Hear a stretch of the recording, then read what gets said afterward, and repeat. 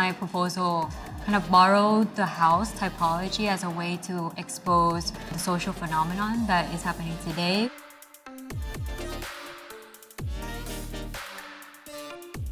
As an architect, we could only do architecture in spaces that add to the collective as a whole. How we conduct the research helps a lot to set the tone for the project, that we look into cultural, processional, funeral practice that help us understand the experience of the mourners. In order to critique culture, you have to leave it. It reminds me of that. It's a very weird thing to say that the project is inspired by a kind of ghostly image of critical architecture. My thesis was about the Iranian woman. Women in Iran have no space to protest. 2017, the girl removed her hijab in an urban city. I wanted to create this space to just women protest. Well, I think they would be proud of your work. I think that's something I think they would really be blown away by it. My project really stems on the idea of educating the larger audience about architecture. I feel like right now that system is broken. The broad audience of TikTok allows us to actually engage with people in a way that they might actually see themselves. And so how do you view the architect's role in that? Those kind of generic houses could actually be reformatted into co-ops, temporary housing, financial revenue streams, live-work situations. Maybe it's a lower financial buy-in for people to actually re-look at their house, and it's kind of decentralized over multiple people so that they can create a different suburb that actually fits them.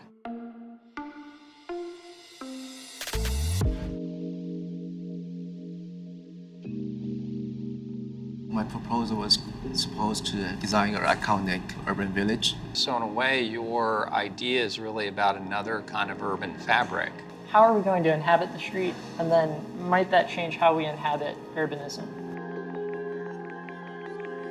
Usually, things happening in diplomatic space, they're reached to mass audience through broadcast. So I thought, that might be theatrical or even funny to project what's happening inside of a building and then can impact at a larger urban scale.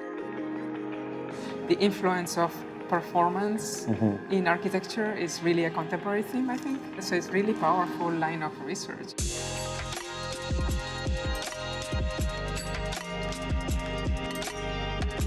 We luckily find this LA General Hospital, which is mostly abandoned by such a iconic figure. The city proposed it as a residential, but we do want to become a hospital, like a new city center again.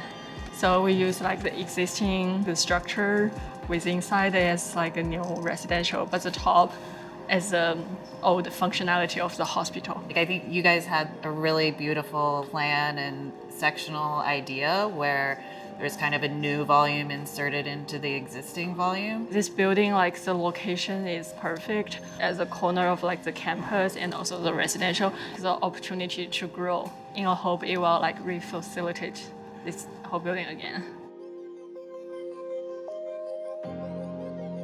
We are changing how we are understanding the city, reading the city as a metabolic structure. The city is a living system.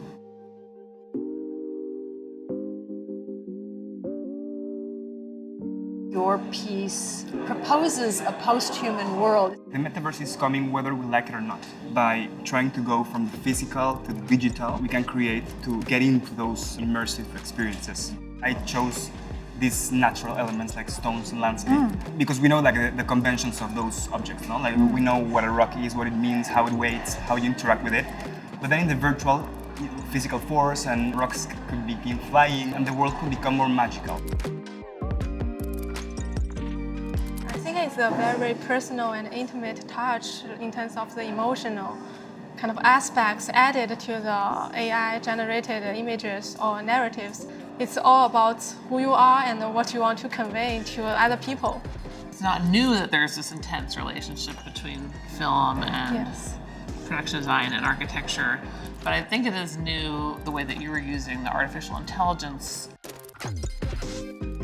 I'm definitely interested in how we have categorized species in the past. With like this layout, my whole inspiration was the Smithsonian Archive. Classification system is purely for us. Yeah. Right? It's meant to exist without any human intervention. Humans are meant to just be the observers of the project. It kind of sets up the whole world. It's a voice assistant named Gaia, a series of question and answers, and they're just asking, what is the Anthropocene? And she answers it, and explaining that humans need to become some sort of evolved version of themselves to continue into the next post-Anthropocene.